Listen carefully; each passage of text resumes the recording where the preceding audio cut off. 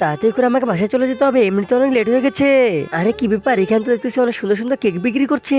এখানে তো আমার কাছে টাকা আছে কিনা? আরে আমার কাছে তো টাকাই নেই। এখানে থেকে আর আমি কি করবো? এর থেকে ভালো আমি বাসায় চলে যাই। টাকা নেই তো থেকে কি করবো? তাড়াতাড়ি করে বাসায় চলে যাই, এটাই ভালো হবে। আরে ওরা ওখানে কি করছে? ওরা তো দেখতেছি কি সুন্দর পুডিং কেক বানিয়ে খাচ্ছে। চিকু বেটা এটা খেয়ে দেখ, অনেক মজা লাগবে। আরে হ্যাঁ মা, অনেক মজা খেতে। কি ব্যাপার টিনা, তুই এদিকে তাকিয়েছিস কেন? এদিকে আয় দেখ, খাইলে এদিকে আয়। আমাকে ডাকছেন আন্টি? আরে হ্যাঁ আপু এদিকে আসো। টিনা মামুনি এটুকু খেয়ে দেখ কেমন হয়েছে।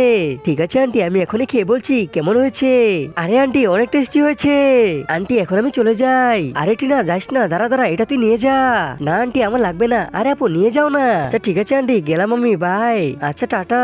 তার আগে বন্ধুরা, তোমরা যদি এই ছবিটিকে সুন্দর মনে করে থাকো আর যদি এই জায়গায় একবার হলো যেতে চাও, তাহলে অবশ্যই ভিডিওতে লাইক আর চ্যানেলটি সাবস্ক্রাইব করে দাও। যাক, ওখানে কেক কিন্তু পাইনি তো কি হয়েছে, এখান তো কেক পেয়েছি।